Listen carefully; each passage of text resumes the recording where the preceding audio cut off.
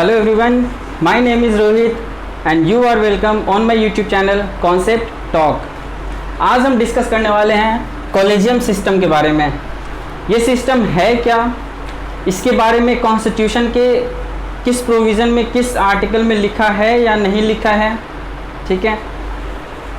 Collegium के जो recommendations होते हैं उस पे जो सेंट्रल गवर्नमेंट है, जो एग्जीक्यूटिव है, वो सही टाइम पे एक्ट क्यों नहीं करती, क्यों इनके रिकमेंडेशन को एक्सेप्ट करने में एक साल 2 साल 3 साल लगा देती हैं।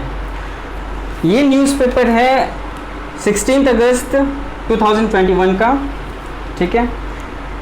इसमें एक न्यूज़ है rising judicial vacancies post challenge. मतलब बेसिकली इसमें सुप्रीम कोर्ट ने ये कहा है कि इंडिया में जितने हाई कोर्ट्स हैं उनमें बहुत सारे पोस्ट वैकेंट हैं। जो जजेस का पोस्ट है वो वैकेंट है, खाली हैं। इवन सुप्रीम कोर्ट के अंदर भी जजेस का पोस्ट वैकेंट है और उनको भरने के लिए जब कॉलेजियम, सुप्रीम कोर्ट का कॉलेजियम रिकमेंड करती है नाम सेंटर को कि आप इनको अपॉइंट करिए, तो उसके अपॉइंटमेंट में वो रिकमेंडेशन एक्सेप्ट करने में इतनी देर क्यों लगती है, आज हम जानेंगे। और ये भी जानेंगे कि ये किस तरीके से इसका इन्वेंशन हुआ कॉलेजियम सिस्टम का, क्या दिक्कतें आई, पार्लियामेंट और जुडिशरी के बीच क्या फाइट हुआ। मैंने फर्स्ट वीडियो बेसिक स्ट्रक्चर इसी पे बनाया था। आपने किक मूवी ज़रूर देखा होगा सलमान खान का, जिसमें एक डायलॉग है, आप डेविल के पीछे, डेविल आपके पीछे, टू मच फन। उसी तरीके से ऐसा दिखता है कि जुडिशरी पार्लियामेंट के पीछे, पार्लियामेंट जुडिशरी के पीछे, टू मच फन। और सही में आप जब पढ़ोगे, जब आप समझोगे इस चीज़ को, जो मैंने बेसिक स्ट्रक्चर में पढ़ाया, रिजर्वेशन में देखा, आज फिर डिस्कस करेंगे, तो पाओगे कि इतना कॉन्फ्लिक्ट होता है जुडिशरी और पार्लियामेंट के बीच, बहुत कॉन्फ्लिक्ट होता है, बहुत भयंकर लड़ाई होती है। हाथापाई वाली लड़ाई नहीं, ऐसे रूल्स के बेसिस पे लड़ाई होती है। तो आपने अगर वो वीडियोस नहीं देखे हैं तो वो वीडियोस ज़रूर देखें, बहुत मज़ा आएगा और वो सारे करंट से रिलेटेड है। अभी प्रेजेंट टाइम में मैंने रिजर्वेशन वाले टॉपिक में ये बताया था कि 3 ऐसे हॉट टॉपिक हैं जिन पे बहुत डिबेट, डिस्कशन, क्वेश्चन उठते रहते हैं। एक तो यूनिफॉर्म सिविल कोड, जो मैंने आपको थोड़ा ब्रीफ डिस्कस किया था, तो उस पर मैं वीडियो लेकर आऊँगा। एक रिजर्वेशन, जो कि मैंने बता दिया, वो 2 पार्ट्स में है, आप ज़रूर देखें। और एक कॉलेजियम सिस्टम इस पे, ठीक है। तो शुरू करते हैं कॉलेजियम सिस्टम। उससे पहले इससे रिलेटेड जो भी चीज़ें हैं, मैं हर वो चीज़ धीरे धीरे एक एक करके मैं आपको क्लियर कर दूंगा, सो दैट कि चीज़ों को समझने में कोई दिक्कत नहीं होगी। मेरा टारगेट यही रहता है कि वीडियो लंबा हो या छोटा हो, हर चीज़ों को मैं आपको समझा दूं, ठीक है, सो दैट कि आपको किसी अदर सोर्स से रेफरेंस ना लेना पड़े, ठीक है। तो कॉलेजियम सिस्टम, इससे पहले हम समझते हैं कि ऑर्गन्स ऑफ स्टेट क्या है, कौन कौन है, ठीक है। तो जैसे हमारी बॉडी है और हमारी बॉडी के ऑर्गन्स होते हैं, उसी तरीके से स्टेट के भी ऑर्गन्स होते हैं। मैं state as a whole India की बात कर रहा हूँ, ठीक है।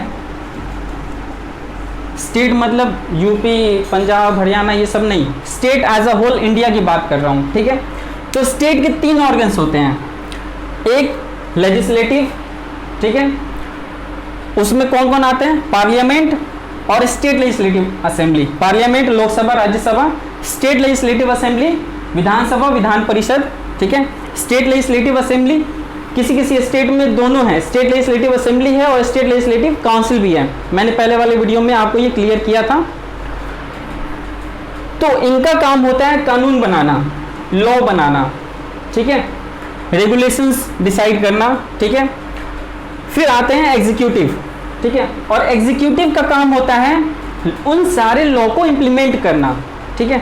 यहाँ पे मैं एक इंटरेस्टिंग सा बात बता दूं कि आप देखते होंगे prime minister, home minister, defence minister, finance minister, ये सारे जो हैं यूनियन काउंसिल ऑफ मिनिस्टर में होते हैं, और union council of minister executive होते हैं। Executive, union council of minister, union council of ministers executive होते हैं और यूनियन काउंसिल ऑफ मिनिस्टर्स के हेड प्राइम मिनिस्टर होते हैं, ऐसा आर्टिकल 74 में कहा गया है, ठीक है। और एग्जीक्यूटिव जो हैं वो लॉ को, कानून को इम्प्लीमेंट करते हैं। पार्लियामेंट जो कानून बनाती है उस कानून को, उस स्कीम को, उस प्रोविजन को पूरे इंडिया में लागू करने का काम किनका है? एग्जीक्यूटिव का है, ठीक है।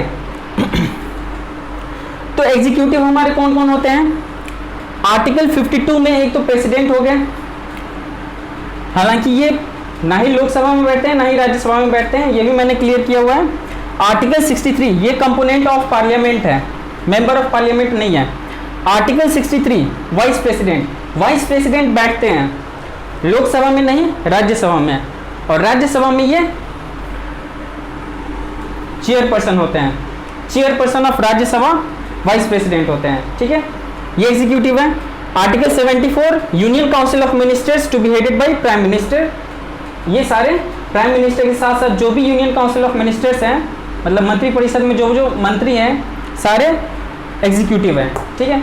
यहाँ पे मैं एक चीज़ बता दूँ कि आप देखते होंगे कि प्राइम मिनिस्टर एग्जीक्यूटिव है, होम मिनिस्टर एग्जीक्यूटिव है, डिफेंस मिनिस्टर है, फाइनेंस मिनिस्टर है, minister of state for finance, सारे मिनिस्टर्स जो हैं, ठीक है, वो पार्लियामेंट में भी बैठते हैं। तो एग्जीक्यूटिव जो है डबल रोल प्ले करते हैं। एक तो एग्जीक्यूटिव खुद एग्जीक्यूटिव होने का रोल तो प्ले कर ही रहे हैं, साथ में वो कानून बनाने का रोल भी प्ले करते हैं, पार्लियामेंट में भी प्ले करते हैं। तो ये डबल रोल प्ले करते हैं, ठीक है।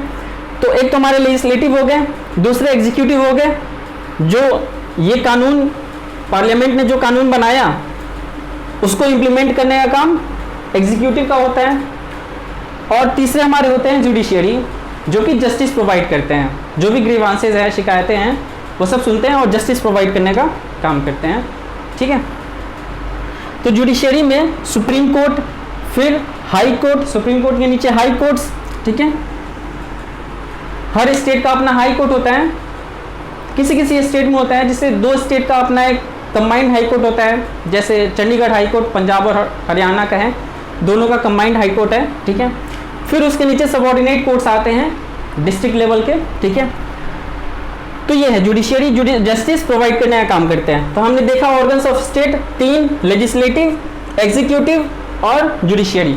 जो भी चीज़ें मैं आपको बता रहा हूँ वो आप समझ लेना, सो दैट कि चीज़ों को समझने में आगे दिक्कत ना हो। लेजिस्लेटिव, एग्जीक्यूटिव एंड जुडिशियरी, ये चीज़ों को हमने देखा। आर्टिकल 50 जो कि डीपीएसपी में आता है। डीपीएसपी है क्या, फंडामेंटल राइट है क्या, हमने पहले डिस्कस कर लिया है। जो कि डीपीएसपी में आता है, आर्टिकल 50 में ये कहा गया है कि separation of judiciary from the executive, मतलब जुडिशियरी जो है एग्जीक्यूटिव से बिल्कुल अलग होगा। इन दोनों के बीच, जुडिशियरी और एग्जीक्यूटिव के बीच कोई इंटरफेरेंस नहीं होगा, किसी तरीके का कोई दखलंदाजी नहीं होगी। ये जो है एग्जीक्यूटिव जो है जुडिशियरी के काम में, वर्किंग में किसी तरीके का कोई इंटरफेरेंस नहीं करेगी। कौन? एग्जीक्यूटिव। मतलब जुडिशियरी जो है वो पूरी तरीके से इंडिपेंडेंट बॉडी होगा, स्वतंत्र होगा, ठीक है। अगर किसी चीज़ के लिए, किसी काम के लिए, किसी पोस्ट पे आपको हायर किया जाए और आपको अगर इंडिपेंडेंट ना रखा जाए, ठीक है, सपोज दैट थोड़ी देर के लिए मान लेते हैं कि आप डिस्ट्रिक्ट के सुपरिटेंडेंट ऑफ पुलिस बनते हैं, एसपी बनते हैं, और आपको अगर इंडिपेंडेंट ना रखा जाए, इंडिपेंडेंटली आपको काम करने ना दिया जाए, तो हो सकता है कि आप पॉलिटिशियंस के दबाव में और भी जो पावरफुल पर्सन्स हैं, ठीक है, टाइकून्स वगैरह, उनके दबाव में काम करेंगे, ठीक है। तो आपकी जो इंडिपेंडेंस है वो छीन जाएगी और आप सही तरीके से फंक्शन नहीं कर पाएंगे। तो फिर प्रिंसिपल ऑफ नेचुरल जस्टिस, अगर एग्जीक्यूटिव इनमें इंटरफेयर करती है तो ये प्रिंसिपल ऑफ नेचुरल जस्टिस के अगेंस्ट होगा। प्रिंसिपल ऑफ नेचुरल जस्टिस है क्या, ये मैं थोड़ी देर में डिस्कस करूंगा, ठीक है। आर्टिकल 50 में आप बस ये समझो कि आर्टिकल 50 में ऐसा कहा गया है कि एग्जीक्यूटिव जुडिशियरी में इंटरफेयर नहीं करेगी, सेपरेट होगा दोनों बॉडी। और जब मैंने बेसिक स्ट्रक्चर पढ़ाया था 24 अप्रैल 1973 को केशवानंद भारती जजमेंट आया था और उसी दिन बेसिक स्ट्रक्चर का इन्वेंशन हुआ था, और उसी दिन ये कहा गया था कि पार्लियामेंट जो है आर्टिकल 368 का यूज़ करते हुए किसी भी प्रोविज़न को अमेंड कर सकती है, लेकिन बेसिक स्ट्रक्चर को अमेंड नहीं कर सकती है, उसको छीन नहीं सकती है, ठीक है, छेड़छाड़ नहीं कर सकती है। तो आर्टिकल 50 जो है, जो कि ये कहता है इंडिपेंडेंस ऑफ जुडिशियरी के बारे में बात करता है, उस दिन 24 अप्रैल 1973 को ये कहा गया कि आर्टिकल 50 बेसिक स्ट्रक्चर का पार्ट है। मतलब कि पार्लियामेंट अब कोई भी कानून, किसी तरीके का कोई भी लॉ लाकर इस चीज़ को, सुप्रीम कोर्ट के जुडिशियरी के इस फीचर को, इंडिपेंडेंस ऑफ जुडिशियरी, ये कैरेक्टरिस्टिक को छीन नहीं सकती, ठीक है। अब ये सारी चीज़ें क्लियर हो गए हैं, ठीक है। अगर आपको ये चीज़ नोट करना है तो आप वीडियो पॉज करके नोट कर सकते हैं, फिर इसके बाद हम डिस्कस करते हैं, ठीक है। मैं थोड़ी देर के लिए वीडियो पॉज करूंगा सो दैट कि मैं आगे की चीज़ों को लिख सकूं। मैं पढ़ाते हुए वन गो में इसलिए नहीं लिखता हूं सो दैट कि मेरा जो पहला वीडियो था वो 1 आवर 45 मिनट्स तक चला गया था, तो उसमें बहुत सारी ऐसा मैसेज आया था कि वीडियो थोड़ा शॉर्ट हो, ऐसा कोशिश करें। फिर अगर आपका फीडबैक आता है कि वन गो में लिखते हुए समझाना है तो फिर मैं उस टेक्निक पे आ जाऊंगा, ठीक है। फिलहाल के लिए आप इसे नोट करना चाहते हैं तो नोट कर सकते हैं, ठीक है।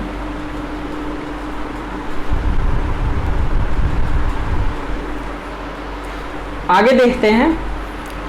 ये सब चीज़ें थोड़ी टेक्निकल है, लेकिन मैं इसको आसान से आसान वर्ड्स में, बिल्कुल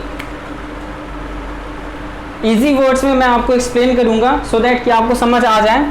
आप एक काम करना, इन चीज़ों को ध्यान में रखना, और नहीं तो आप कहीं नोट कर लेना, और नहीं तो अगर आपके पास कॉन्स्टिट्यूशन ऑफ इंडिया का बेयर एक्ट है, बुक है, तो आप उसे अपने पास रखे रहना सो दैट कि चीज़ों को आप लिंक कर सको, और नहीं तो आप इन चीज़ों को लिख लेना सो दैट कि आप लिंक कर सको, ठीक है। आप चीज़ों को लिंक करोगे तभी समझ आएगा, थोड़ा भी लिंक टूटा तो आपको बिल्कुल समझ नहीं आएगा, पूरा टॉपिक वेस्ट हो जाएगा, ठीक है।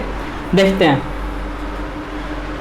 कॉन्स्टिट्यूशन का जो आर्टिकल 124 है, वो ये कहता है कि एवरी जज of the Supreme court shall be appointed by the president after consultation with the chief justice of India plus such other जजेस of supreme court and high court as he deems necessary. मतलब इस article का कहने का ये मतलब है कि सुप्रीम कोर्ट के जो भी जज होंगे उनको प्रेसिडेंट अपॉइंट करेंगे, और अपॉइंट करने से पहले वो चीफ जस्टिस ऑफ इंडिया से कंसल्ट करेंगे, मतलब विचार विमर्श करेंगे, ठीक है, कि अपॉइंट करें कि नहीं करें, आपका क्या कहना है, ठीक है। इनसे सीजीआई से चीफ जस्टिस ऑफ इंडिया से कंसल्ट करेंगे। साथ ही साथ अगर उनको लगता है कि और भी जजेस होने चाहिए चीफ जस्टिस ऑफ इंडिया के अलावा, और भी 2-3 जजेस, सुप्रीम कोर्ट के 2-3 सीनियर मोस्ट जजेस से कंसल्ट करें, तो वो उनसे भी कंसल्ट कर सकते हैं। और साथ ही साथ अगर वो उनको ऐसा लगता है कि हाई कोर्ट के भी जजेस से, ठीक है, हाई कोर्ट के भी जजेस से विचार विमर्श करना, कंसल्ट करना ज़रूरी है, तो वो ऐसा भी कर सकते हैं चीफ जज को अपॉइंट करने के लिए, सुप्रीम कोर्ट के जज को अपॉइंट करने के लिए। लेकिन जब चीफ जस्टिस ऑफ इंडिया इनको अपॉइंट करने की बारी आती है, ठीक है, तो प्रेसिडेंट जो है वो चीफ जस्टिस ऑफ इंडिया को अपॉइंट करेंगे, सीजीआई को अपॉइंट करेंगे। अगर उनको लगता है कि जो सीनियर मोस्ट जज है सुप्रीम कोर्ट के, जो 2-3 सीनियर मोस्ट जज है, उनसे कंसल्ट करना जरूरी है, तो वो उनसे कंसल्ट कर सकते हैं, ठीक है। और ऑब्वियसली हाई कोर्ट के जस्टिस से भी अगर कंसल्ट करना जरूरी है तो वो कंसल्ट कर सकते हैं। बेसिकली चीफ जस्टिस जो हैं, चीफ जस्टिस वो बनते हैं, वो जज बनते हैं सुप्रीम कोर्ट में जो सबसे सीनियर मोस्ट होते हैं, जो सबसे अपने जजों के बीच में, जितने भी जज हैं उनके बीच में जो सबसे सीनियर मोस्ट जज हैं, ठीक है, वो चीफ जस्टिस ऑफ इंडिया बनते हैं, ठीक है। यही चीज़ कुछ ऐसा हुआ था 24 अप्रैल 1973 को, जिससे काफ़ी तमाशा खड़ा हो गया था, काफ़ी फाइट होने लगी थी फिर पार्लियामेंट और जुडिशरी के बीच में। देखते हैं क्या होता है। फिर आर्टिकल 217 ये कहता है एवरी जज ऑफ ए हाई कोर्ट, यहाँ हाई कोर्ट की बात हो रही है आर्टिकल 217 में, और यहाँ पे 124 में सुप्रीम कोर्ट की बात हो रही थी। आर्टिकल 217 में ये कहा गया है कि एवरी जज of A high court shall be appointed by the president after consultation with chief justice of India CJI in short, plus governor, जो स्टेट के गवर्नर है, plus chief justice of the concerned high court. ठीक है। Article 217 ये कहता है कि जो हाई कोर्ट के जज होंगे उनको प्रेसिडेंट अपॉइंट करेंगे, लेकिन अपॉइंट करने से पहले CJI चीफ जस्टिस से विचार विमर्श करेंगे, चीफ जस्टिस ऑफ इंडिया से कंसल्ट करेंगे। साथ ही साथ जो स्टेट के गवर्नर हैं, उस स्टेट के जो गवर्नर हैं, मान लेते हैं यूपी का जो हाई कोर्ट है, इलाहाबाद हाई कोर्ट, उनमें किसी जज को अपॉइंट करना है तो पहले अभी जो प्रेजेंट में CJI है, chief justice of India NV Ramana, उनसे कंसल्ट करेंगे, और यूपी के जो गवर्नर हैं उनसे कंसल्ट करेंगे। यूपी के हाई कोर्ट, जो इलाहाबाद हाई कोर्ट है, उनके जो चीफ जस्टिस हैं उनसे कंसल्ट करेंगे, तब जाकर वो अपॉइंट करेंगे। ये चीज़ें जो ओरिजिनल कॉन्स्टिट्यूशन थी 26 जनवरी 1950 में जब इम्प्लीमेंट हुआ था, तो ये चीज़ें जैसे लिखा हुआ था वैसे मैंने लिखा है और वैसे अभी आपको समझाया है। इसमें बहुत उठापटक होगा, बहुत चीज़ें हटेंगी, कुछ चीज़ें ऐड होंगी, वो अब हम देखेंगे धीरे धीरे करके। ठीक है। फिलहाल ओरिजिनली तो ये लिखा हुआ था। ठीक है। इसलिए मैं कह रहा हूँ आप कहीं लिख लो, या फिर अगर आप समझ रहे हो तो बिल्कुल अच्छे से समझना, सो दैट कि चीज़ों को लिंक करने में आसानी हो। ठीक है। चलो फिर अगर ये नोट करना है तो आप वीडियो पॉज करके नोट कर सकते हो। ठीक है।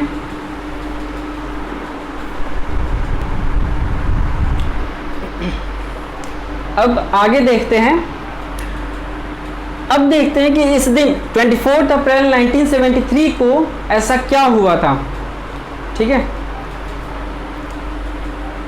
तो 24 अप्रैल 1973 को, जैसा कि मैंने कहा, केशवानंद भारती जजमेंट उस दिन आया था, और जो कॉन्स्टिट्यूशनल बेंच बैठा था उस दिन, उसमें 13 जजेस थे। Largest constitutional bench in the history of judiciary in India. 13 जज का वो बेंच था। उसमें क्वेश्चन ये था कि जो आर्टिकल 13 है और आर्टिकल 368, उन दोनों के बीच कन्फ्लिक्ट था जो चलते आ रहा था, और फाइनली 24 अप्रैल 1973 को बेसिक स्ट्रक्चर डॉक्ट्राइन का इन्वेंशन हुआ। ठीक है। आगे मिनर्वा मिल्स केस भी आता है। ठीक है। वो सब मैंने डिस्कस किया हुआ है। तो उसमें जो 7 जज थे, उन्होंने ये कहा कि ठीक है, पार्लियामेंट आप जो चाहे वो कॉन्स्टिट्यूशन के प्रोविज़न को अमेंड कर सकते हैं, कुछ ऐड कर सकते हैं, कुछ हटा सकते हैं, या फिर कुछ प्रोविज़न को हटा ही सकते हैं, रिपील कर सकते हैं, रद्द कर सकते हैं। आप कानून लाकर वो कर सकते हैं, अमेंड कर सकते हैं, आपको पावर मिला है आर्टिकल 368 से। लेकिन एक चीज़ आप नहीं कर सकते कि जो बेसिक स्ट्रक्चर हैं, और वो सुप्रीम कोर्ट जुडिशियरी तय करेगा, जैसे जैसे केस आएगा कि कौन कौन बेसिक स्ट्रक्चर हैं, आप बेसिक स्ट्रक्चर को अमेंड नहीं कर सकते। जैसे independence of judiciary, democracy, Republican nature, secularism, equality, ये सब जो हैं, ये सब बेसिक स्ट्रक्चर हैं कॉन्स्टिट्यूशन के, ये आप अमेंड नहीं कर सकते हैं। ऐसा ये 7 जजेस ने कहा था कि आर्टिकल 368 ठीक है अमेंड कर सकते हैं, लेकिन subject to basic structure doctrine आप अमेंड नहीं कर सकते बेसिक स्ट्रक्चर डॉक्ट्राइन को। और इस 7 जजेस के 7 जज जो थे कंसेंटिंग जज, मतलब जो सहमति दे रहे हैं, ठीक है, कि आप बेसिक स्ट्रक्चर डॉक्ट्राइन को अमेंड नहीं कर सकते। इसमें उस समय के जो चीफ जस्टिस थे सर्वमित्रा सिकरी, ठीक है, वो भी थे। इस 7 जज में ये भी थे, ठीक है। और जो 6 जज थे उन्होंने ये कहा था कि आर्टिकल 368 अनलिमिटेड है। पार्लियामेंट आपका ये जो पावर है 368 वो अनलिमिटेड है, आप जो मर्जी वो अमेंड कर सकते हैं, आपके इस पावर का कोई रिस्ट्रिक्शन नहीं है। तो ऑब्वियस सी बात है 6 जजेस ने कहा नो, 7 जजेस ने कहा यस, आप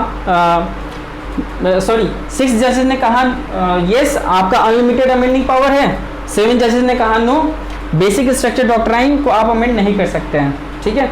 तो ऑब्वियस सी बात है कि मेजॉरिटी में ये है, तो बेसिक स्ट्रक्चर डॉक्ट्राइन उस दिन इन्वेंट हुआ और उसके बाद से ये चीज़ अप्लाई होता है, ठीक है। जब जब कॉन्स्टिट्यूशनल अमेंडमेंट होता है और सुप्रीम कोर्ट को, जुडिशियरी को ऐसा लगता है कि बेसिक स्ट्रक्चर डॉक्ट्राइन के अगेंस्ट है, तो उस अमेंडमेंट के उस पर्टिकुलर प्रोविज़न को सुप्रीम कोर्ट जो है वो स्ट्राइक डाउन कर देती है, अनकॉन्स्टिट्यूशनल डिक्लेयर कर देती है। ठीक है, ये जो 6 जज थे उन्होंने ऐसा कहा, और उसमें इसमें एक जज थे जस्टिस अजीत नाथ राय, एन राय। ठीक है, अब देखते हैं 24 अप्रैल 1973 को ये जजमेंट आया था, और 25 अप्रैल 1973 को चीफ जस्टिस, उस समय के जो chief justice of India Sarvamitra Sikri, SM Sikri, इनका लास्ट वर्किंग डे था। मतलब इस दिन ये रिटायर हो जाने वाले थे। 24 अप्रैल को इन्होंने ये जजमेंट दिया और अगले दिन ये रिटायर हो जाने वाले थे। ठीक है, और रिटायर जब रिटायर ये होते, एसएम सिकरी रिटायर्ड ऑन 25 अप्रैल 1973, तो कायदे से प्रिंसिपली इनके बाद जो सीनियर मोस्ट जज है, मैंने बताया कि चीफ जस्टिस ऑफ इंडिया वही बनते हैं जो सीनियर मोस्ट जज होते हैं। ठीक है, तो इनके बाद एसएम सिकरी के बाद जो सीनियर मोस्ट जज है जेएम शेलत, इनको चीफ जस्टिस ऑफ इंडिया बनना था, लेकिन उस समय की जो गवर्नमेंट थी, इंदिरा गांधी गवर्नमेंट, उन्होंने इनको चीफ जस्टिस ऑफ इंडिया नहीं बनाया, ना ही इनको बनाया, चीफ जस्टिस ऑफ इंडिया इनको बनाया। N Ray was made chief justice of India by Indira Gandhi government. ठीक है, और उस समय बहुत सारी चीज़ें, इस डिसीजन का बहुत अपोज हुआ था, बहुत प्रोटेस्ट हुआ था। बहुत सारे लॉयर्स ने, बार एसोसिएशन ने, जो लॉयर्स का एसोसिएशन होता है, उन्होंने प्रोटेस्ट किया था कि ये प्रिंसिपल के अगेंस्ट हैं। चीफ जस्टिस ऑफ इंडिया इनको बनना था, इनके बाद जो सीनियर मोस्ट जज हैं। ठीक है, लेकिन बने कौन? ये। और क्यों? क्योंकि इन्होंने ये जजमेंट दिया था कि आर्टिकल 368 अनलिमिटेड अमेंडिंग पावर है पार्लियामेंट का। ठीक है, तो यहां से कंट्रोवर्सी फिर स्टार्ट हो गई, और कंट्रोवर्सी क्या हुआ आगे हम देखते हैं। ठीक है, he was made CJI by Indira Gandhi government, और जैसे ही इनको चीफ जस्टिस ऑफ इंडिया बनाया गया, ऐसा कहा गया कि इंदिरा गांधी गवर्नमेंट ने जो इंटरफेयर किया है जुडिशियरी में, ऑब्वियस सी बात है, Indira Gandhi government prime minister थी, और प्राइम मिनिस्टर एग्जीक्यूटिव होते हैं। अभी भी मैंने बताया, पहले ही क्लियर किया, इसीलिए क्लियर किया, प्राइम मिनिस्टर होते हैं, प्राइम मिनिस्टर एग्जीक्यूटिव होते हैं, और एग्जीक्यूटिव ने इंटरफेयर कर दिया, यहाँ पे जुडिशियरी में इंटरफेयर कर दिया, अपॉइंटमेंट में इंटरफेयर कर दिया। मतलब जब आप जुडिशियरी के अपॉइंटमेंट में, उनके सैलरी डिसीजन में, उनका टेन्योर क्या होगा, 5 साल जज 5 साल के होंगे या 6 साल तक रहेंगे, उनका सैलरी क्या होगा, ठीक है, उनका अपॉइंटमेंट किस तरीके से होगा, उनकी जुडिशरी के वर्किंग में जब ऐसा इंटरफेयर होता है तो उसको एग्जीक्यूटिव इंटरफेरेंस कहते हैं। तो एग्जीक्यूटिव ने इंटरफेयर कर दिया, यहाँ पे इंदिरा गांधी गवर्नमेंट ने इंटरफेयर कर दिया, बनना इनको था, बना दिया इनको। ठीक है, तो उन्होंने कहा कि थ्रेट टू आर्टिकल 50, ये इंडिपेंडेंस ऑफ जुडिशरी पे एक थ्रेट है, चैलेंज है। ठीक है, आर्टिकल 50 का वायोलेशन है। आर्टिकल 50 में ये कहा गया है कि separation of judiciary from executive, मतलब एग्जीक्यूटिव का जुडिशरी में कोई इंटरफेरेंस नहीं होगा। ये आर्टिकल 50 का वायोलेशन है। और आर्टिकल 50 बेसिक स्ट्रक्चर डॉक्ट्राइन 24 अप्रैल 1973 को आर्टिकल 50 को बेसिक स्ट्रक्चर डॉक्ट्राइन की लिस्ट में रखा गया था। तो ऐसा ये कहा गया कि ये जो चीज़ है, ये जो घटना हुई है, इंसिडेंट हुई है, ये आर्टिकल 50 को वायोलेट करता है, छीनता है, और ये बेसिक स्ट्रक्चर डॉक्ट्राइन का फीचर है, मतलब बेसिक स्ट्रक्चर को छीनता है ये। और इसी दिन जुडिशरी ने क्या कहा था कि बेसिक स्ट्रक्चर को आप छीन नहीं सकते। अब देखते हैं कि इसके बाद क्या होना है। ठीक है, ऑब्वियस ही बात है, आपको पता है, अब इतने लेक्चर्स हो चुके हैं तो आप समझ गए अगला स्टेप क्या होगा।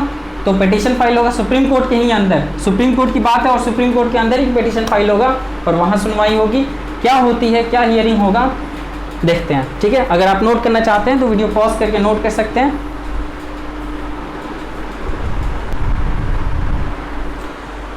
आगे देखते हैं, ये जो अपॉइंटमेंट था, जो एन राय को सीजीआई बनाया गया, तो उस समय बहुत सारे प्रोटेस्ट हुए और ऐसा कहा गया कि ये जो अपॉइंटमेंट है वो आर्टिकल 50 को वायोलेट करता है। अभी भी मैंने आपको बताया किस तरीके से वायोलेट करता है, और आर्टिकल 50 बेसिक स्ट्रक्चर डॉक्ट्राइन का पार्ट है। साथ ही साथ प्रिंसिपल ऑफ नेचुरल जस्टिस को भी वायोलेट करता है, मतलब ये चीज़ प्रिंसिपल ऑफ नेचुरल जस्टिस का वायोलेशन है। ठीक है, ये जो अपॉइंटमेंट किस तरीके से, तो प्रिंसिपल ऑफ नेचुरल जस्टिस ये कहता है कि अगर दो लोगों के बीच में, अगर दो पार्टी के बीच में किसी तरीके का लीगल डिस्प्यूट होता है, मतलब कानूनी नोकझोंक एक तरीके से झगड़ा कह सकते हैं, लीगल डिस्प्यूट होता है, तो ये दोनों जाएंगे एक थर्ड पार्टी के पास जो कि इंडिपेंडेंट बॉडी होगा, ना ही इसका कोई दबाव होगा इस पे, ना ही इसका कोई दबाव होगा, और अनइंटरेस्टेड होगा, ना ही इसका इसमें कोई इंटरेस्ट है, ना ही इसमें कोई इंटरेस्ट होना चाहिए, और अनबयास्ड होना चाहिए, ना ही ये इसके फेवर में हो, ना ही ये इसके फेवर में हो। ठीक है, तो ये चीज़ें हैं। और हमारा जो जस्टिस है, जस्टिस सिस्टम हमारा इसी पे काम करता है, प्रिंसिपल ऑफ नेचुरल जस्टिस पे। ठीक है, तभी जाकर हम जुडिशियरी पे ट्रस्ट करते हैं कि उनका जो भी डिसीजन आएगा वो फ्री एंड फेयर होगा। ठीक है, देखते हैं। अब मान लो इंदिरा गांधी गवर्नमेंट ने एएन राय को चीफ जस्टिस ऑफ इंडिया बना दिया। मान लीजिए एक पार्टी ये है और इधर इंदिरा गांधी गवर्नमेंट की सरकार है, इनके बीच कोई लीगल डिस्प्यूट हो गया, ये पहुंचा सुप्रीम कोर्ट के पास, ये डिस्प्यूट पहुंचा सुप्रीम कोर्ट के पास। अब क्योंकि इन्होंने एएन राय को चीफ जस्टिस ऑफ इंडिया बना दिया है, एग्जीक्यूटिव इंटरफेरेंस हो चुका है। ठीक है, तो ऑब्वियस ही बात है कि हो सकता है कि ये जो चीफ जस्टिस ऑफ इंडिया है वो थोड़े बहुत इंदिरा गांधी गवर्नमेंट की सरकार में इंटरेस्टेड होंगे और इनके प्रति बयास्ड होंगे। तो हो सकता है कि जो जजमेंट आएगा हो सकता है कि वो इनके फेवर में सुना दे, इंटरेस्ट होने के कारण, बयासनेस होने के कारण। ठीक है, इनके फेवर में सुना दे, तो ये सीधा सीधा प्रिंसिपल ऑफ नेचुरल जस्टिस का वायोलेशन है। अगर मान लो नहीं भी सुनाते हैं, अगर इंडिपेंडेंटली जस्टिस देते हैं, ना ही इसमें इंटरेस्ट रख के, ना ही इसमें इंटरेस्ट रख के, ठीक है, वो इंडिपेंडेंटली जस्टिस देते हैं कि हाँ ये चीज़ सही है, अब जिसके भी हक में जाए, जिसके भी फेवर में जाए, लेकिन लगेगा जो उस समय का माहौल था, ठीक है, उस समय तो ऐसा ही लगेगा ना कि इंदिरा गांधी, अगर इनके हक में डिसीजन जाता है तो ऐसा ही लगेगा ना कि इंदिरा गांधी गवर्नमेंट ने इनको अपॉइंट किया था, सीजीआई अपॉइंट किया था, इसीलिए इन्होंने इनके हक में, इनके फेवर में डिसीजन सुनाया। उनको तो यही लगेगा ना कि प्रिंसिपल ऑफ नेचुरल जस्टिस का वायोलेशन हो रहा है, और अगर ऐसा सही में होता है तो बिल्कुल इनका वायोलेशन होगा ही प्रिंसिपल ऑफ नेचुरल जस्टिस का। तीसरा चीज़, violation of rule of law. मैंने बताया था कि इंडिया में लेक्सरेक्स है। लेक्सरेक्स कहने का मतलब law is the king of kings. राजा का भी राजा कौन है? कानून। कानून से बढ़कर कोई नहीं, ये कानून। ठीक है, और जब इसी का वायोलेशन हो रहा है तो मतलब रूल ऑफ लॉ का वायोलेशन हो रहा है, रूल ऑफ लॉ फिर रह ही नहीं गया। ठीक है, और जब इन सब चीज़ का वायोलेशन हो रहा है तो ऑब्वियस सी बात है कि सुप्रीम कोर्ट में पिटीशन फाइल होना है और सुप्रीम कोर्ट में हियरिंग होनी है। चलते हैं आप सुप्रीम कोर्ट में कौन सी हियरिंग होगी, कौन सा केस होगा, अब उस पर हम डिस्कशन करेंगे। ठीक है, आप नोट करना चाहते हैं तो नोट कर सकते हैं।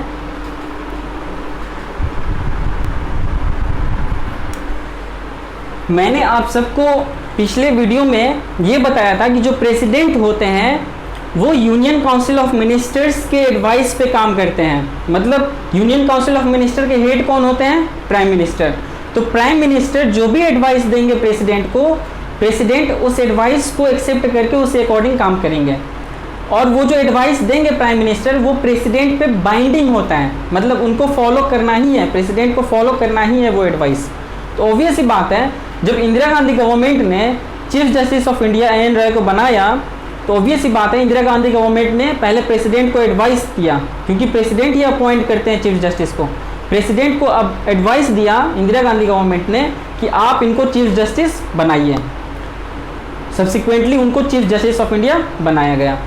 ठीक है, तो ये सब होने के बाद SP Gupta versus president of India case हुआ 1981 में, जिसको हम लोग फर्स्ट जजेस केस भी कहते हैं। ठीक है, पिटीशन फाइल हुआ, एसपी गुप्ता ने पिटीशन फाइल किया सुप्रीम कोर्ट में, और केस का नाम पड़ा SP Gupta versus president of India, जिसको हम लोग फर्स्ट जजेस केस भी कहते हैं। इस केस में ये आर्ग्यूमेंट किया गया कि आर्टिकल 124 जो मैंने आपको समझाया, इसलिए मैंने समझाया था कि आप चीज़ों को लिंक कर सको। ठीक है, मैं कोई ऐसी चीज़ नहीं समझाता हूँ जिसका टॉपिक में रिलेशन नहीं होता है। ठीक है, आर्टिकल 124 अभी हम सिर्फ बात सुप्रीम कोर्ट की ही करेंगे। आर्टिकल 217 में जो हाई कोर्ट की बात थी, आप समझ जाना कि जो सुप्रीम कोर्ट में चलेगा जिस तरीके का प्रोसेस, उसी तरीके का हाई कोर्ट में भी चलेगा। ठीक है, तो हाई कोर्ट के लिए थोड़ी देर के लिए हाई कोर्ट को होल्ड पे रखते हैं, सुप्रीम कोर्ट की बात करते हैं, यूनिलेटरल चलते हैं। ठीक है, तो ऐसा कहा गया सुप्रीम आर्टिकल 124 में ऐसा था, जैसे हमने देखा कि एवरी जज of the Supreme court shall be appointed by the president after the consultation of the chief justice of India. बाकी चीज़ों को थोड़ी देर के लिए साइड में रख देते हैं, फिलहाल के लिए इतना देखते हैं।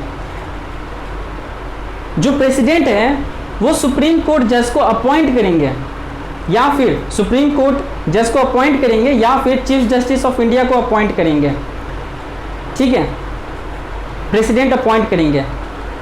जब वो सुप्रीम कोर्ट के जज को अपॉइंट करेंगे तो चीफ जस्टिस ऑफ इंडिया से कंसल्ट करेंगे, लेकिन जब चीफ जस्टिस ऑफ इंडिया को अपॉइंट करेंगे, ठीक है, तो फिर वो जो सुप्रीम कोर्ट के सीनियर मोस्ट जज हैं उनसे कंसल्ट करेंगे, या फिर हाई कोर्ट के जज जैसा वो ज़रूरी समझे वैसा कंसल्ट करेंगे, या फिर नहीं भी कर सकते हैं। ठीक है, तो सुप्रीम कोर्ट के जज को प्रेसिडेंट अपॉइंट करेंगे, और अपॉइंट करने से पहले चीफ जस्टिस ऑफ इंडिया से कंसल्ट करेंगे। ऑब्वियस ही बात है, मैं अगर कोई काम करने जाऊं और आपसे कंसल्ट करूं, कंसल्ट करने का मतलब क्या होता है कि मैं आपसे एडवाइस मांग रहा हूं कि भैया आप हमें एडवाइस दो कि क्या क्या चीज़ें मैं करूं, या फिर मैंने ऐसा सोचा है क्या क्या मॉडिफिकेशन करूं। तो ऑब्वियस ही बात है, अगर प्रेसिडेंट एडवाइस ले रहे हैं, कंसल्ट कर रहे हैं, मतलब क्या चीफ जस्टिस ऑफ इंडिया से रिकमेंडेशन ले रहे हैं, एडवाइस ले रहे हैं।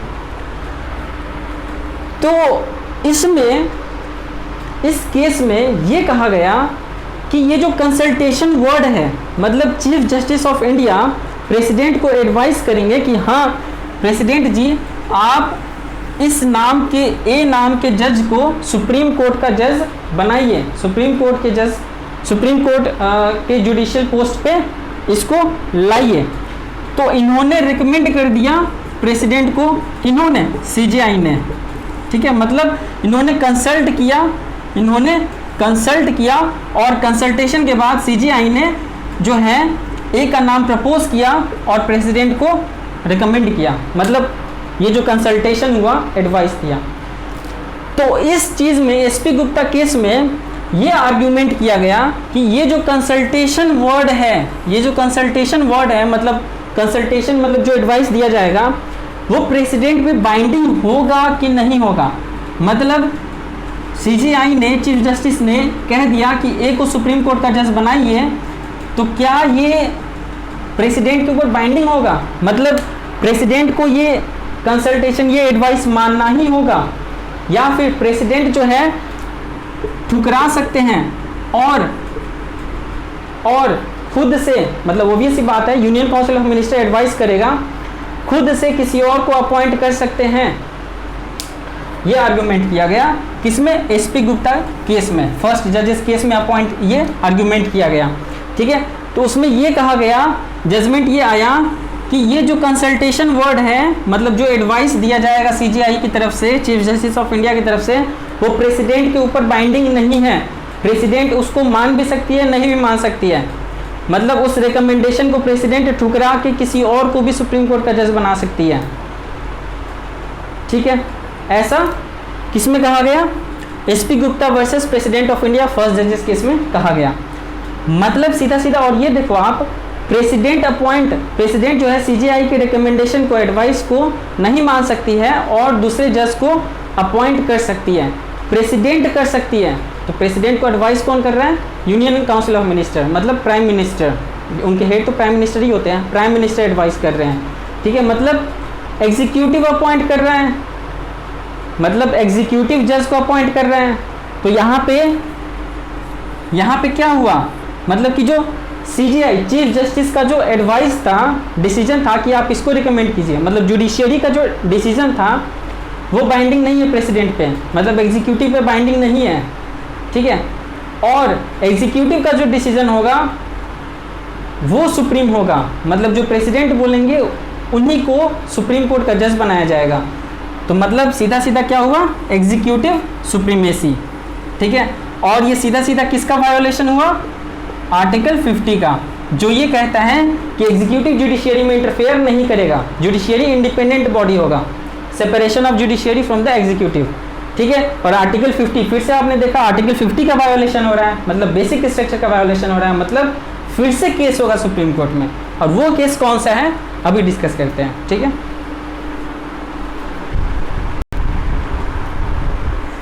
ठीक है, यहां तक क्लियर है। फिर से केस हुआ सुप्रीम कोर्ट में और इस केस का नाम पड़ा supreme court advocate on record association versus union of India 1993। देखो एक चीज मैं क्लियर कर दूं, एडवोकेट ऑन रिकॉर्ड क्या मतलब है।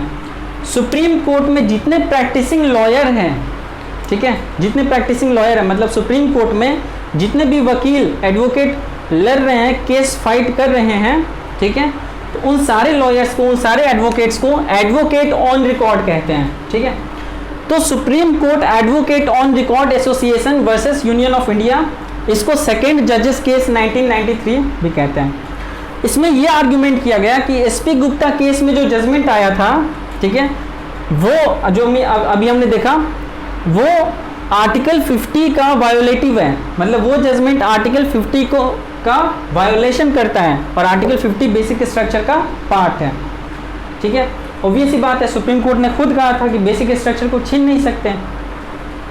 तो जजमेंट ये आया कि ये जो कंसल्टेशन वर्ड है, फिर से मैं वो आर्टिकल 124 रिपीट करता हूँ, एवरी जज of the Supreme court shall be appointed by the president after the consultation of the chief justice of India. तो ये जो वर्ड कंसल्टेशन है, ठीक है, आर्टिकल 124 में और आर्टिकल 217 में भी मैंने कहा था कि हाई कोर्ट को होल्ड पे रखता हूँ, आप समझ के चलना कि सेम प्रोसेस चल रही है दोनों आर्टिकल्स में, ठीक है। सुप्रीम कोर्ट की बात कर रहे हैं अभी। तो ये जो वर्ड कंसल्टेशन है, ठीक है, इसको कंकरेंस से समझा जाएगा। कंकरेंस कहने का मतलब है कि chief justice of India president को रिकमेंड करेंगे, ठीक है, प्रेसिडेंट को रिकमेंड करेंगे। प्रेसिडेंट जो है उस चीज़ को, ठीक है, रीज़न के साथ वापस भेज सकते हैं कि हाँ आपने जो रिकमेंडेशन दिया है, ठीक है, इस रीज़न के कारण मैं आपको फिर से भेज रहा हूँ, आप इस पर रिकंसीडर करें, ठीक है। फिर से सुप्रीम कोर्ट दूसरा नाम भेजेंगे, मतलब चीफ जस्टिस ऑफ इंडिया दूसरा नाम रिकमेंड करेंगे और उनका फिर सुप्रीम कोर्ट जज में सिलेक्शन होगा, अपॉइंटमेंट होगा। लेकिन ऐसा नहीं है कि चीफ जस्टिस ऑफ इंडिया जो रिकमेंड करेंगे, प्रेसिडेंट उस रिकमेंडेशन को ठुकरा के अपनी मर्जी से किसी दूसरे को सुप्रीम कोर्ट का जज बना दे। जैसा कि एसपी गुप्ता केस का जजमेंट आया था जो अभी हमने डिस्कस किया, उस जजमेंट को पूरी तरीके से उल्टा कर दिया गया, रिवर्स कर दिया गया, ठीक है। और सुप्रीम कोर्ट ने अब ये इंटरप्रेट किया 1993 में सेकेंड जजेस केस में कि ये जो कंसल्टेशन है वो कंकरेंस होगा, ठीक है, मतलब रीजन के साथ प्रेसिडेंट को वापस भेजना होगा। Chief justice of India recommend करेंगे प्रेसिडेंट को, रिकमेंड मतलब क्या, लिख के जो है यूनियन लॉ मिनिस्टर को, कानून मिनिस्टर को, यूनियन लॉ मिनिस्टर को, ठीक है, भेजेंगे कि हम इनको जो है सुप्रीम कोर्ट जज बनाना चाहते हैं, अपॉइंट करना चाहते हैं, ठीक है। फिर जो लॉ मिनिस्टर है वो प्राइम मिनिस्टर को नाम भेजेंगे और प्राइम मिनिस्टर जो है प्रेसिडेंट को एडवाइस करेंगे, ठीक है। प्रेसिडेंट को एडवाइस करने का मतलब क्या है कि डायरेक्टली जाकर एडवाइस नहीं करना, वो बीच में यूनियन काउंसिल ऑफ मिनिस्टर को भेजेंगे, रिकमेंड करेंगे। यूनियन काउंसिल ऑफ मिनिस्टर मतलब लॉ मिनिस्टर, फिर प्राइम मिनिस्टर जाके प्रेसिडेंट को एडवाइस करेंगे कि हाँ इनको सुप्रीम कोर्ट का जज बनाइए, तब जाकर। और क्योंकि पीएम का एडवाइस प्रेसिडेंट के ऊपर बाइंडिंग है तो प्रेसिडेंट उनको अपॉइंट करेंगे। तो आप समझ सकते हैं कि डायरेक्टली पूरा खेल किसका है, सेंटर का है, ठीक है। तो ये हुआ, ठीक है। तो अब जो एग्जीक्यूटिव सुप्रीमेसी था अब वो क्या हो गया, जुडिशियल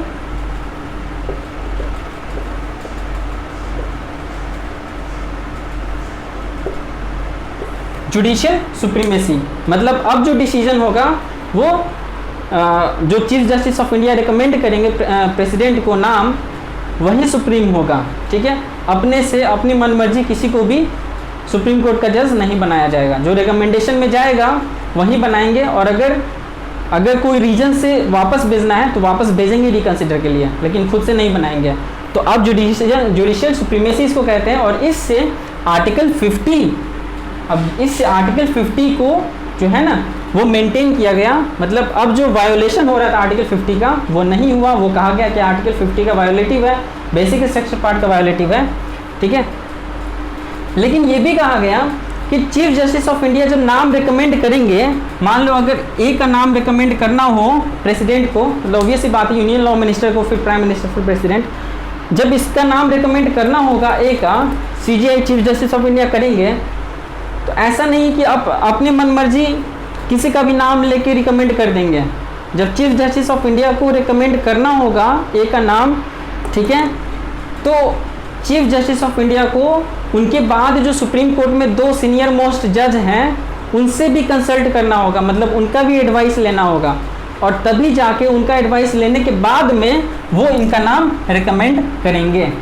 मतलब जजमेंट में पूरा ये प्रोवाइड किया गया कि रिकमेंडेशन में चीफ जस्टिस ऑफ इंडिया भी होंगे और 2 सीनियर मोस्ट जज होंगे।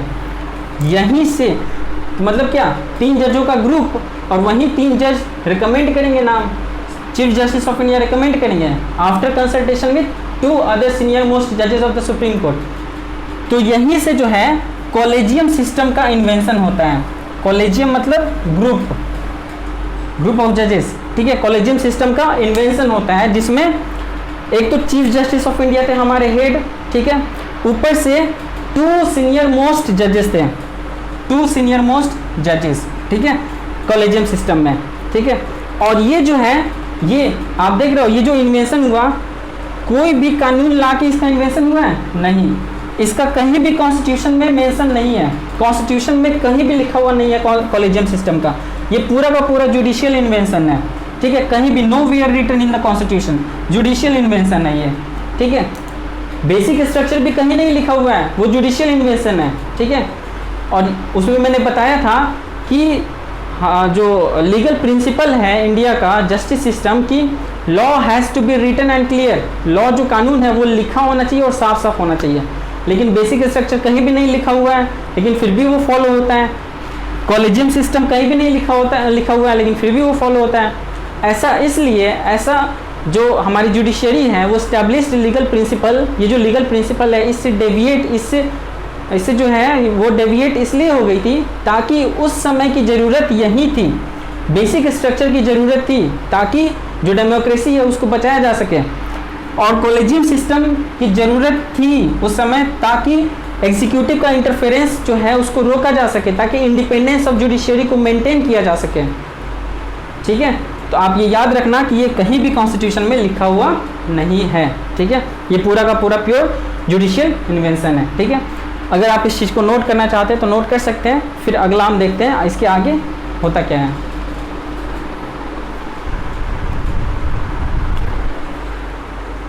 अब आगे देखते हैं जो हमारा थर्ड जजेस केस है, स्पेशल रेफरेंस केस, ठीक है। स्पेशल रेफरेंस केस 1998, उसको हम थर्ड जजेस केस 1998 भी कहते हैं, ठीक है।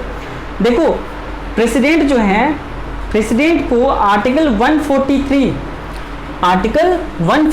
ने एक पावर दिया है। पावर ये दिया है कि अगर प्रेसिडेंट चाहे तो कॉन्स्टिट्यूशन के किसी प्रोविज़न को, किसी पर्टिकुलर आर्टिकल को सुप्रीम कोर्ट के पास भेज सकते हैं, ठीक है। सुप्रीम कोर्ट के पास भेज सकते हैं कि आप जो है इस आर्टिकल को इंटरप्रेट करके इसका मीनिंग हमें बताइए। उसको कहते हैं special reference, presidential reference. Presidential reference article 143 में आता है, ठीक है। तो 1998 में क्या हुआ कि उस समय के प्रेसिडेंट ने सुप्रीम थ्रू आर्टिकल 143 या 143 को यूज़ करते हुए सुप्रीम कोर्ट से उन्होंने ये पूछा कि ये जो वर्ड कंसल्टेशन है आर्टिकल 124 में, ये जो वर्ड कंसल्टेशन है, इसका मतलब जो है, इसका मतलब ये है, मतलब दो क्वेश्चन उन्होंने कहा कि ये जो कंसल्टेशन है इसका मतलब जो है सिर्फ चीफ जस्टिस ऑफ इंडिया का अपना ओपिनियन है। मतलब चीफ जस्टिस ऑफ इंडिया जो है किसी पर्टिकुलर जज का नाम रिकमेंड करना हो कि इसको आप सुप्रीम कोर्ट में जज बनाइए, ठीक है, तो चीफ जस्टिस ऑफ इंडिया का अपना एक अकेला मतलब इंडिविजुअल ओपिनियन ही काफ़ी है इस चीज़ में रिकमेंड करने में कि उनको और भी जजेस, और भी सीनियर मोस्ट जजेस से कंसल्ट करना होगा। ठीक है, इस वर्ड का मतलब, एक बात मैं बता दूं कि जो सेकेंड जजेस केस था उसमें सिर्फ ये कहा गया कि कंसल्टेशन मतलब कंकरेंस है, chief justice of India recommend करेंगे, ठीक है, और सेंटर जो है मतलब प्रेसिडेंट जो है वो रीजन के साथ वापस भेज सकती है रिकंसिडरेशन के लिए, लेकिन फिर से सीजीआई रिकमेंड करेंगे। लेकिन जो अपॉइंटमेंट होगा वो उसी नाम का होगा जो सीजीआई रिकमेंड किए होंगे, प्रेसिडेंट अपने मर्जी से नहीं करेगी, लेकिन सीजीआई अदर 2 सीनियर मोस्ट जजेस से कंसल्ट जरूर करेगी। लेकिन अब ये जो चीज़ है इससे जोड़ा जा रहा है, इस पर्टिकुलर वर्ड से जोड़ा जा रहा है कि इसका मतलब समझाइए कि आखिर इसका मतलब है क्या। ठीक है, इसका मतलब इंडिविजुअल ओपिनियन ऑफ सीजीआई है या opinion of CGI plus other senior most जजेस ऑफ सुप्रीम कोर्ट है। ठीक है, मतलब जो कॉलेजियम सिस्टम था, जो इन्वेंशन हुआ था सेकेंड जजेस केस में, बेसिकली उसी का वेरिफिकेशन कह सकते हैं कि उसी का वेरिफिकेशन अभी हो रहा है। ठीक है, तो जजमेंट जो आता है, जजमेंट ये है, सुप्रीम कोर्ट कहते हैं कि नहीं, इंडिविजुअल ओपिनियन नहीं, सिर्फ सीजीआई का इंडिविजुअल ओपिनियन नहीं है, सीजीआई का अपना ओपिनियन तो होगा ही होगा, प्लस सीजीआई जो है वो 4 और सीनियर मोस्ट जज, इनके बाद जो 4 सीनियर मोस्ट जज हैं सुप्रीम कोर्ट के, उनसे भी सीजीआई कंसल्ट करेंगे। मतलब बेसिकली पहले वाले सेकेंड जजेस केस में कॉलेजियम में कौन कौन थे, एक तो सीजीआई थे और 2 और सीनियर मोस्ट जज थे, इसमें बढ़ा के 4 कर दिया गया सीनियर मोस्ट जज। मतलब collegium expanded to 5 members, collegium में टोटल मेंबर्स 5 कर दिए गए, 2 को और बढ़ा दिया गया, 5 कर दिए गए। ठीक है, तो अब जो कॉलेजियम सिस्टम है, हमारा कॉलेजियम सिस्टम, उसमें 5 जज होते हैं इंक्लूडिंग सीजीआई। ठीक है, और सब मिलकर आपस में कंसल्ट करके, एडवाइस करके, ठीक है, विचार विमर्श करके एक नाम जो है वो रिकमेंड करते हैं प्रेसिडेंट को, मतलब यूनियन लॉ मिनिस्टर को, फिर union law minister prime minister को, फिर प्राइम मिनिस्टर प्रेसिडेंट को एडवाइस करते हैं, तब जाकर वो सुप्रीम कोर्ट का जज बनते हैं। ठीक है, ऐसा है। अगर कॉलेजियम सिस्टम में कोई भी 2 जज अगर डिसएग्री करते हैं कि नहीं, इसको सुप्रीम कोर्ट जज नहीं बनाना है, और बाकी जो 3 हैं सीजीआई है, ठीक है, सीजीआई है और 4 सीनियर मोस्ट जज है, अगर 2 भी डिसएग्री करते हैं कि नहीं इनको नहीं बनाना है, तो फिर उनका रिकमेंडेशन, उनका नाम नहीं रिकमेंड किया जाएगा। ठीक है, फिर उनका नाम, उनका प्रपोजल रिजेक्ट हो जाएगा। ठीक है, तो ये चीज़ है। ठीक है, आगे देखते हैं कि कॉलेजियम किस तरीके से रिकमेंड करती है प्रेसिडेंट को। ठीक है,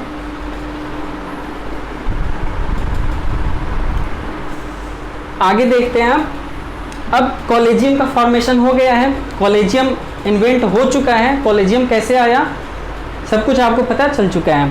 अब देखते हैं, जब CGI chief justice of India को अपॉइंट करने की बारी आती है, तब क्या होता है, जो outgoing chief justice of India है, मतलब मान लो अभी chief justice of India N V. Ramana है, जब वो रिटायर होने वाले होंगे तो वो जो है अपने बाद जो सीनियर मोस्ट, उनको छोड़ के जो सीनियर मोस्ट जज होंगे सुप्रीम कोर्ट के, ये जो है एन.वी. रमन्ना जो है, उनका नाम जो है वो रिकमेंड करेंगे यूनियन लॉ मिनिस्ट्री को।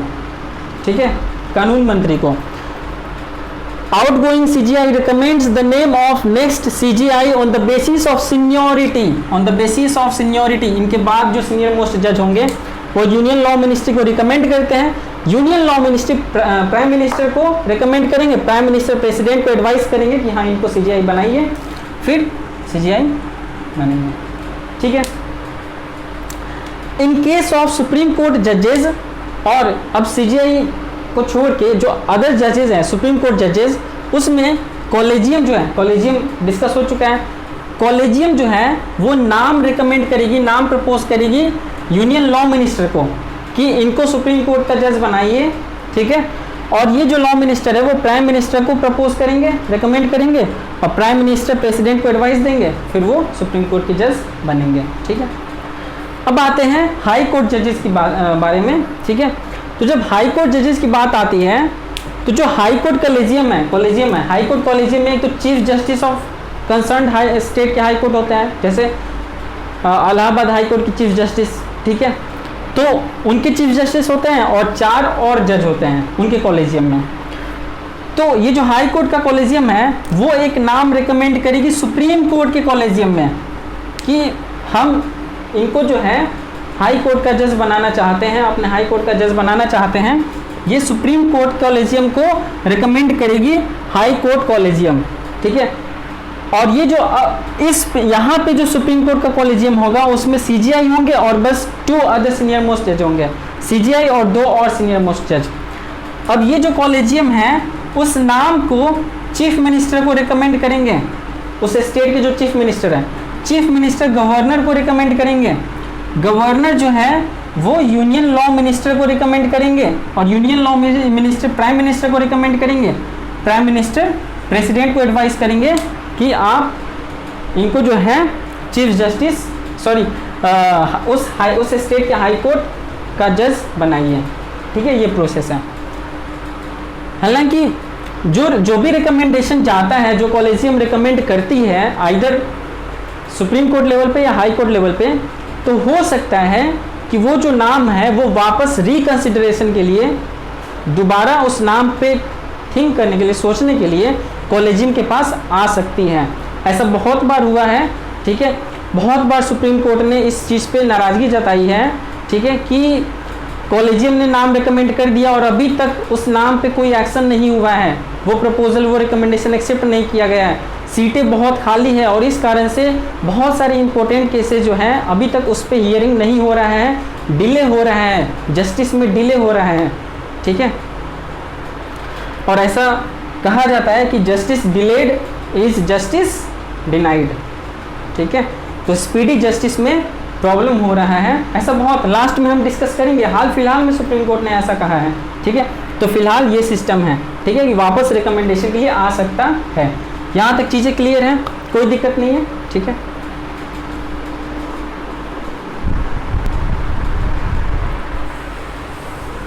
अभी रात के 11 बज रहे हैं और दिल्ली में बहुत गर्मी है। एक किसी ने पहले वाले वीडियो में मैसेज भी किया था, तो उन्होंने कहा था कि फ़ैन ऑफ करके रिकॉर्ड करने को। तो एक्चुअली अभी एसी की फैसिलिटीज़ हैं नहीं, तो फ़ैन की थोड़ी बहुत आवाज़ आती है, तो आप ऐसा कर सकते हैं कि लो वॉल्यूम में आप वीडियो देखें, तो जो फ़ैन की आवाज़ है वो ज़्यादा फील नहीं होगी, ठीक है। तो बाकी मैं कोशिश करता हूँ कि जब मौसम सही रहेगा तो फ़ैन ऑफ करके वीडियो बनाने की कोशिश करूँगा मैं, ठीक है। देखते हैं। तो कॉलेजियम सिस्टम बन चुका है, कैसे अपॉइंटमेंट होता है, कैसे रिकमेंडेशन होता है, सब कुछ आपको पता चल चुका है कि सुप्रीम कोर्ट में चीफ जस्टिस कैसे बनते हैं, जज कैसे बनते हैं, ठीक है। बाकी उनका एलिजिबिलिटी क्या है, उस पर मैं एलिजिबिलिटी पे, क्वालिफिकेशन पे एक सेपरेट वीडियो लेकर आऊँगा। इसमें इंक्लूड नहीं किया इसलिए कि ये ऑलरेडी इतना लेट जा रहा है, इतना लेंदी जा रहा है, और भी ज़्यादा लेंदी हो जाता, ठीक है। देखो, क्रिटिसिज्म ऑफ कॉलेजियम सिस्टम। अब कॉलेजियम सिस्टम का क्रिटिसिज्म कैसे हुआ देखते हैं, कैसे क्या क्या क्रिटिसिज्म है। पहला तो निपोटिज्म एंड फेवरेटिज्म, ठीक है। निपोटिज्म मतलब भाईचारा, फेवरेटिज्म मतलब पसंदीदा लोगों को, जज को उनका नाम रिकमेंड कर दिया। अब मान लेते हैं जो कॉलेजियम है, ठीक है, उनमें जो जज हैं, मान तो उनकी फैमिली में किसी ने जो है वो उन्होंने उनका नाम रिकमेंड करना हुआ, ठीक है, जज के लिए उनके फैमिली में, ठीक है, जिन्होंने लॉ किया है, लॉ पढ़ा है, ठीक है। अब उनका अगर नाम रिकमेंड करना हुआ तो वो नाम रिकमेंड कर सकते हैं, ठीक है। नेपोटिज्म हो सकता है, या फिर जो कॉलेजियम को अच्छा लगता है, जो पर्सन, जो जज अच्छे लगते हैं कॉलेजियम को, हो सकता है कि उनका नाम रिकमेंड कर दे, ठीक है। तो थोड़ा बहुत यहाँ पे निपोटिज्म और फेवरेटिज्म आता है। और दूसरा कि ट्रांसपेरेंसी, लैक ऑफ ट्रांसपेरेंसी, ठीक है, मतलब कि नाम रिकमेंड किया जो पसंद आए, या फिर अपने फैमिली में किसी का नाम रिकमेंड कर दिया, तो ऐसा चलता रहता है। तो इससे ना ट्रांसपेरेंसी है और निपोटिज्म एंड फेवरेटिज्म, ऐसा ये चीज़ इस पे है, ठीक है।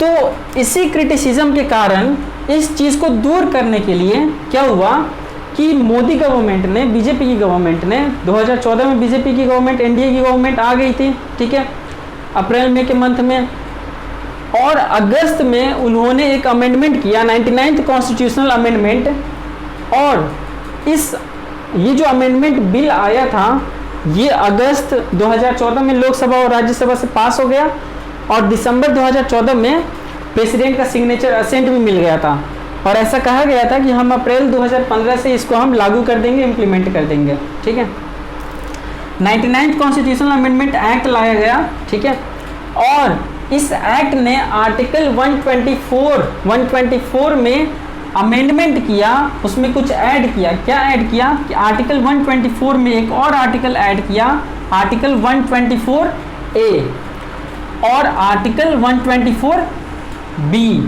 आर्टिकल 124A में कहा गया, अब ध्यान से सुनना, फिर से मैं आर्टिकल 124 बोलता हूँ। Every judge of the Supreme Court shall be appointed by the President on the recommendation of the Chief Justice of India। ठीक है, चीफ जस्टिस ऑफ इंडिया। बाद में इस पे इस कंसल्टेशन बोर्ड पे 3 जजेस केस हुए और तीनों जज के इसने कॉलेजियम सिस्टम को इन्वेंट किया। तो अब हम मान के चलते हैं कि on the recommendation of collegium system. ठीक है, लेकिन कॉलेजियम सिस्टम का क्रिटिसिज्म होने लगा कि भाई नेपोटिज्म, फेवरेटिज्म और लैक ऑफ ट्रांसपेरेंसी है। तो अब ये कहा गया कि कॉलेजियम सिस्टम के रिकमेंडेशन पे अपॉइंटमेंट नहीं होगा। अब कॉलेजियम सिस्टम के रिकमेंडेशन पे अपॉइंटमेंट नहीं होगा, अब किसके रिकमेंडेशन पे अपॉइंटमेंट होगा? NJAC, national judicial appointment commission. एक कमीशन बनेगी जिसका नाम होगा नेशनल जुडिशियल अपॉइंटमेंट कमीशन। उसके रिकमेंडेशन पे अब चाहे वो सुप्रीम कोर्ट के जज हो या चीफ जस्टिस हो या हाई कोर्ट के जज हो या चीफ जस्टिस हो, उनका अपॉइंटमेंट होगा। ऐसा 124A में कहा गया।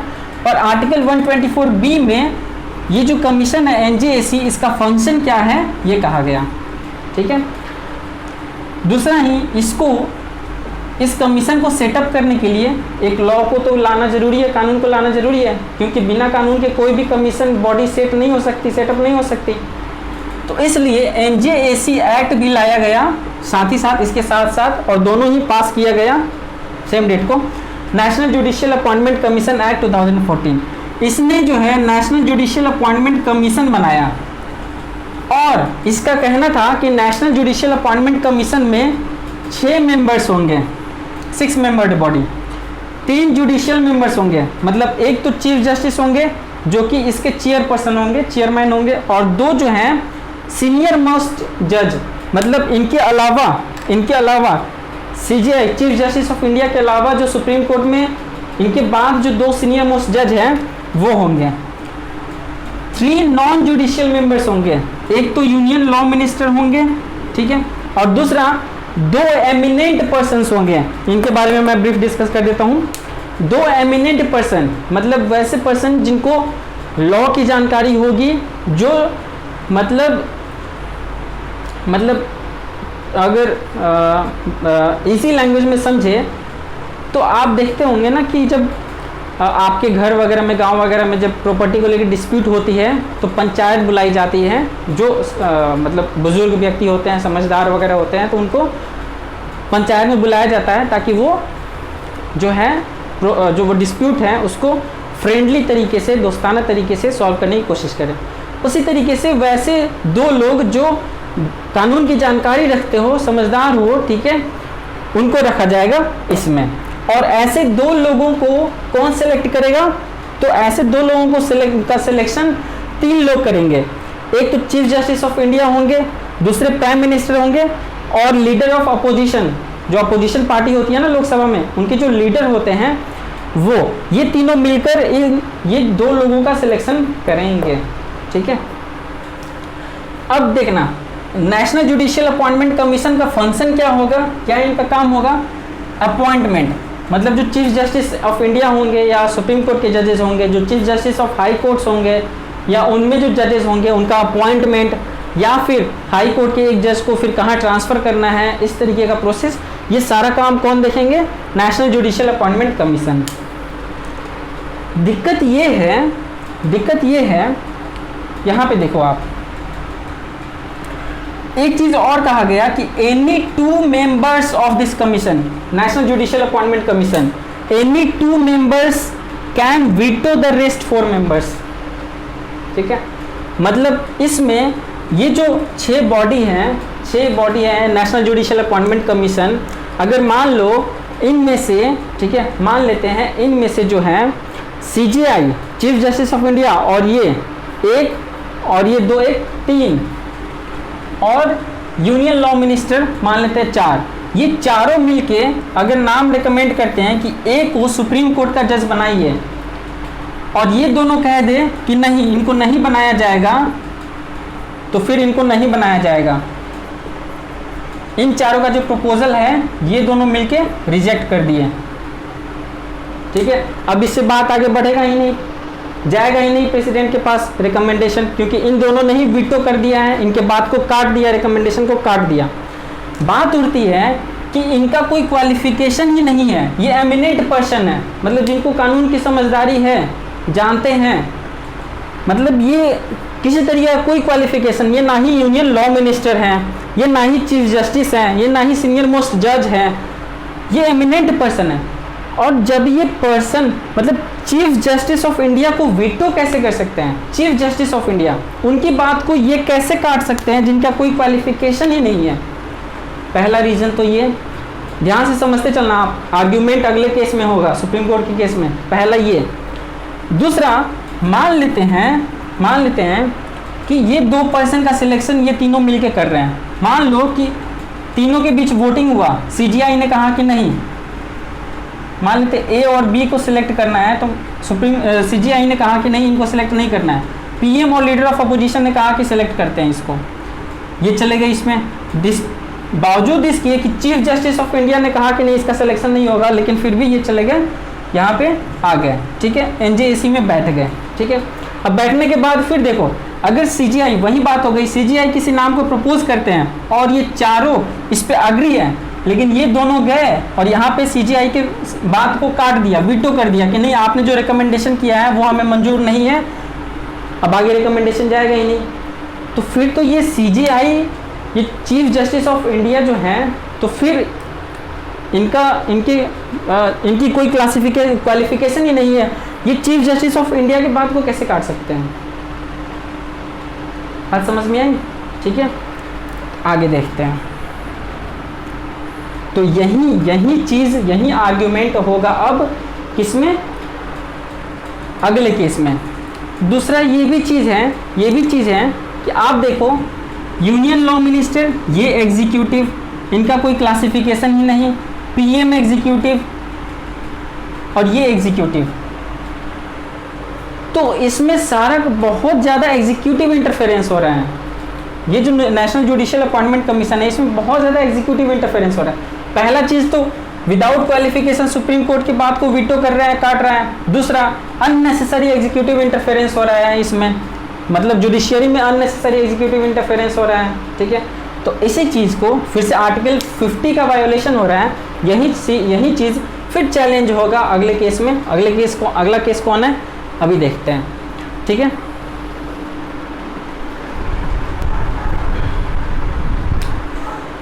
अब जो है NJAC को जो हमने डिस्कस कर लिया, constitutional amendment act, 99th constitutional amendment act, उस चीज़ को फिर से supreme court advocate on record association versus union of India 2015 में इस चीज़ को चैलेंज किया गया सुप्रीम कोर्ट में, ठीक है।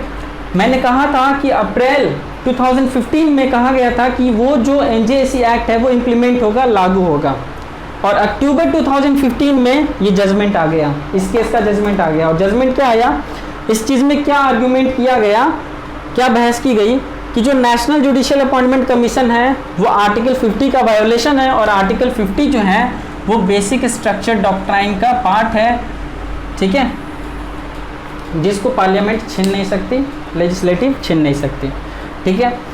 और जजमेंट क्या आया, 99th कॉन्स्टिट्यूशनल अमेंडमेंट एक्ट, जिसने 124A और 124B ऐड किया था, और NJAC एक्ट, इन सब को अनकॉन्स्टिट्यूशनल डिक्लेयर कर दिया सुप्रीम कोर्ट ने। ये कॉन्स्टिट्यूशन के अगेंस्ट है, ये आर्टिकल 50 के अगेंस्ट है, इसलिए हम इसको स्ट्रक डाउन करते हैं, मतलब खत्म करते हैं, ये चीज़ इम्प्लीमेंट नहीं होगा। और हमारा जो कॉलेजियम सिस्टम है वो अब चलेगा, जो जैसा पहले चलता था, 2014 से पहले चलता था, ठीक है, वैसे ही हमारा कॉलेजियम सिस्टम चलेगा। ये आज से नेशनल जुडिशियल अपॉइंटमेंट कमीशन आज से खत्म होता है, ठीक है। तो कांग्रेस की गवर्नमेंट ने भी इंटरफेयर किया, एनडीए की गवर्नमेंट ने भी इंटरफेयर किया, ठीक है। तो सुप्रीम कोर्ट ने इस चीज़ को ख़त्म कर दिया, इस कमीशन को ख़त्म कर दिया। और पहले जो 3 जजेस केसेस के बाद में जो कॉलेजियम सिस्टम का इन्वेंशन हुआ था कि ऐसे ऐसे होगा, जो मैंने आपको समझाया, ठीक है, एनजेसी से पहले, बिल्कुल अब वैसा ही सिस्टम अभी प्रेजेंट में है, ठीक है। अभी प्रेजेंट में और क्या क्या चीज़ें चल रही हैं मैं आपको वो बस 2 मिनट में डिस्कस कर देता हूँ, उसके बाद ये टॉपिक खत्म हो जाएगा, ठीक है।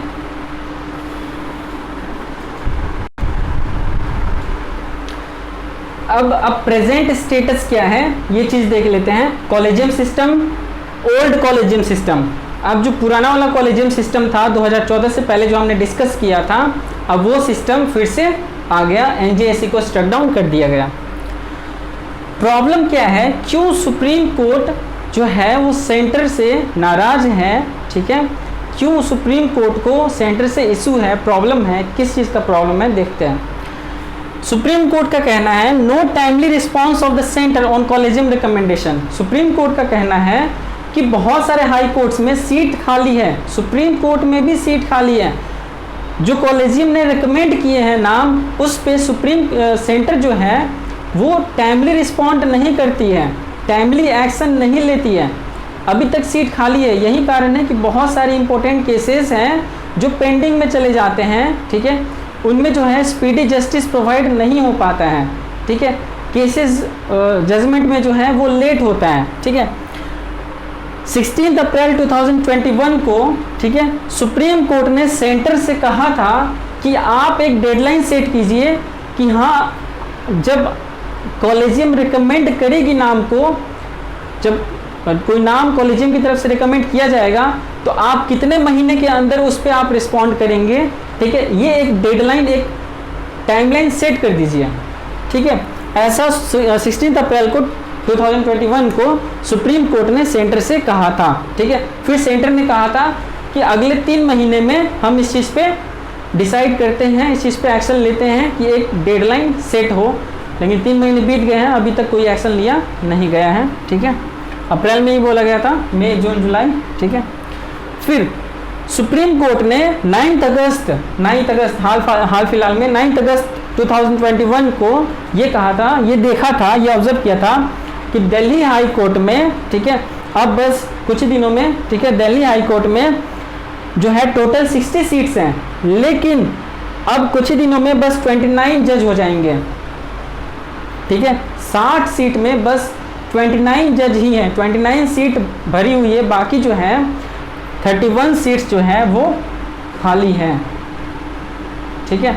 फिर सुप्रीम कोर्ट ने 16 अगस्त 2016 मतलब कल ही ये ऑब्जर्व किया कि हाल फिलहाल में जस्टिस आरिफ नारिमन, रोहिंटन एफ नारिमन वो रिटायर हुए, ठीक है।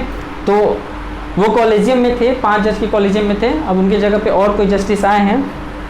अब सुप्रीम कोर्ट ने ये देखा कि सुप्रीम कोर्ट के अंदर भी 10 सीट जो है वो खाली हो जाएंगे, ठीक है। अब उनको भरने के लिए कॉलेजियम, जो सुप्रीम कोर्ट का कॉलेजियम है, वो जो नाम रिकमेंड करती है हाई कोर्ट के पोस्ट को भरने के लिए, सुप्रीम कोर्ट के पोस्ट को भरने के लिए, उस पर सेंटर का कोई टाइमली रिस्पॉन्स नहीं आता, कोई टाइमली एक्शन नहीं होता, और जो इम्पोर्टेंट केसेस हैं वो पेंडिंग में चले जाते हैं। इस पे chief justice of India N V. Ramana ने बहुत नाराज़गी जताई है, ठीक है, कि ऐसा इस चीज़ को जल्दी से जल्दी सॉल्व किया जाए, ठीक है।